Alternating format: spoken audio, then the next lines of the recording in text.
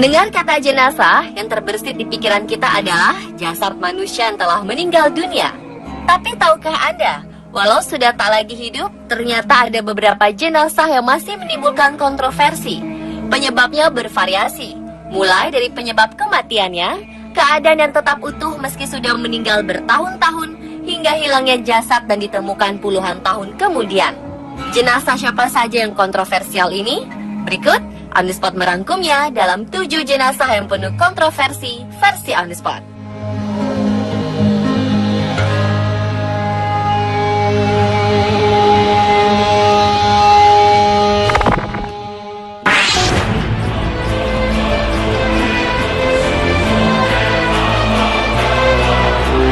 Gunther von Hagens adalah salah satu ahli anatomi paling unik di dunia. Sosok yang dijuluki dokter kematian ini seringkali membuat karya seni yang terbuat dari jasad. Tak hanya jasad manusia, di tangannya bangkai binatang pun bisa jadi sebuah karya seni. Sejumlah karya terbaru yang terbuat dari jasad manusia dipamerkan dalam pameran Body Worlds di Roma, Italia 2011 lalu. Termasuk jasad seorang ibu yang sedang mengandung yang sudah diplastinasi atau diplastikan. Jasad-jasad yang dipamerkan ini sudah mendapat izin dari pihak keluarga, sehingga Gunther telah mengantongi izin resmi atas jasad-jasad ini. Sementara koleksi bangkai binatang terbaru Gunther dipamerkan di Museum Senckenberg, Frankfurt, Jerman, dalam sebuah pameran bertajuk Körperwelten der Tiere atau Dunia Binatang. Pameran-pameran lain telah diselenggarakan Gunther di sejumlah negara besar di dunia. Tentu saja pameran jenazah ini mengundang kontroversi dari berbagai pihak.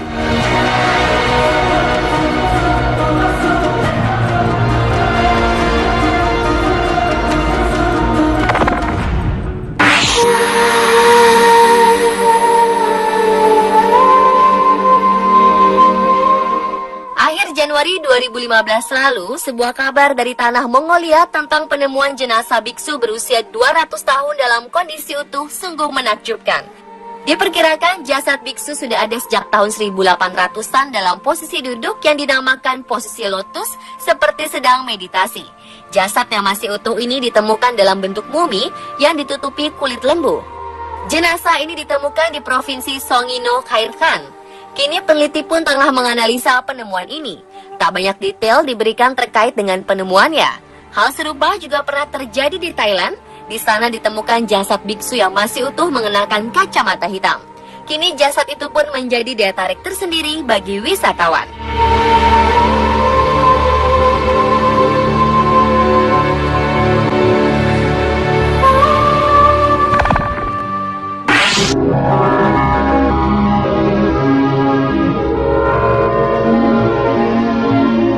Benarkah jasad di Tanah Toraja bisa berjalan sendiri? Hal ini mungkin masih menjadi pertanyaan besar. Berdasarkan cerita turun-temurun, diceritakan sejak peperangan yang terjadi antara Toraja Barat dan Toraja Timur ratusan tahun lalu telah meninggalkan sebuah cerita yang hingga kini masih dipercaya oleh sebagian orang Toraja. Dalam peperangan tersebut, masa Toraja Barat mengalami kekalahan dan menewaskan banyak orang. Namun saat akan pulang ke kampung mereka, seluruh jasad tiba-tiba bisa berjalan. Pada keturunan selanjutnya, orang-orang Toraja sering menguburkan jasadnya dengan cara jasad tersebut berjalan sendiri ke liang kuburnya.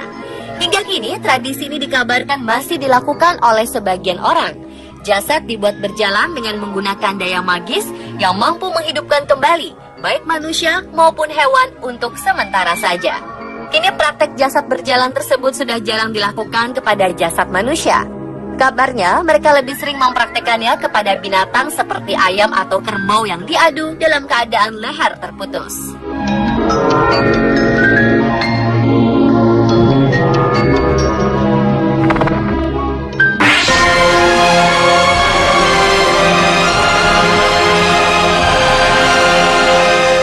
Santa Bernadette Soubirous lahir di Lourdes, Prancis. Sejak kecil, kesehatan Bernadette memang kurang baik. Ia selalu saja menderita sakit, terutama asma. Tapi bukannya mengeluh, Bernadette selalu mempersembahkan semua penderitaannya kepada Tuhan sebagai pengganti pertobatan orang-orang yang berdosa. Suatu hari pada 11 Februari 1858, suatu peristiwa luar biasa terjadi. Saat sedang mencari kayu, Bernadette berkata bahwa ia melihat seorang lady atau Bunda Maria di sebuah goa yang disebut Masabile. Banyak yang tidak percaya dengan cerita Bernadette ini. Bahkan tidak sedikit orang yang mencemoohnya. Pada usia 22 tahun, Bernadette menjadi suster di Prancis. Ia wafat pada 6 April 1879 dalam usia 35 tahun karena penyakit tuberkulosis. Setelah kematiannya, tubuh Bernadette tetap utuh, meski ia telah meninggal lebih dari seabad. Tempat suci di Louvre kemudian menjadi situs utama untuk berziarah yang menarik jutaan umat Katolik setiap tahun.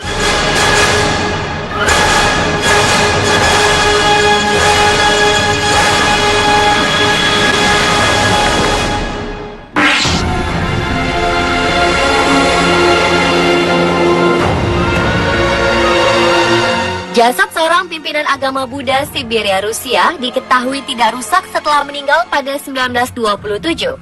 Hambo Lama Itigelov pertama kali diangkat dari kubur pada 1955 atas permintaan Lama. Pada pengangkatan ketiga pada 2002, mereka menemukan fakta mengejutkan di mana jenazah Itigelov tidak menunjukkan tanda-tanda pembusukan, masih sama seperti semula. Kuburan tersebut berisi sebuah kotak kayu, di dalamnya duduk seorang lama agama Buddha dengan posisi duduk dengan kaki disilang serta mengenakan pakaian sutra dan kain. Seorang sumber mengatakan saat tubuh lama dibuka dari kuburnya, sendi-sendinya masih luwes dan bau harum tercium. Tubuh Hambo Lama Itigelov memang dianggap suci oleh penganut Buddha di daerah Buryatia, Rusia. Semasa hidupnya, Biksu Hambo Lama belajar di Aninsky Datsa, Universitas di Buryatia.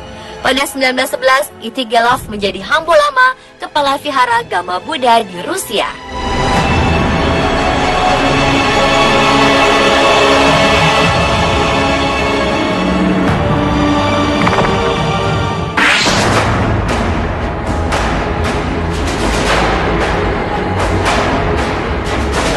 Pada 1329 silam, bangsawan Italia Can Grande della Scala tiba-tiba jatuh sakit. Tubuhnya yang lemah tak lagi kuat menahan derita fisik. Ia kemudian meninggal dunia pada usia 38 tahun. Beberapa hari sebelum menghembuskan nafasnya, penguasa Verona ini baru memegang kendali atas kota Treviso. Namun desas-desus berhembus seputar kematiannya jika sang penguasa tewas diracun. Untuk menguak kasus kematian yang penuh tanda tanya, pada 2004 lalu atau hampir 700 tahun setelah kematiannya, para ilmuwan membuka peti baru yang selama ini menyimpan jasa Can Grande. Di dalamnya mereka menemukan mumi yang terawetkan secara alami. Para peneliti melakukan otopsi modern dan menemukan sisa-sisa kotoran dalam bagian pencernaannya. Pada 2007, peneliti menjelaskan jika mereka menemukan sejumlah besar serbuk sari chamomile, murbei hitam, dan yang tak terduga adalah foxglove atau digitalis dalam kotorannya. Di abad pertengahan, chamomile digunakan sebagai obat penenang dan foxglove dianggap tanaman beracun. Menurut arkeolog, kandungan tersebut cukup untuk membuatnya keracunan. Lantas, siapa pelakunya? Mungkin musuh atau keluarga yang ambisius ingin cepat bertahta. Terkuaknya fakta ini dari jenazah yang diotopsi kembali menimbulkan kontroversi yang belum terjawab.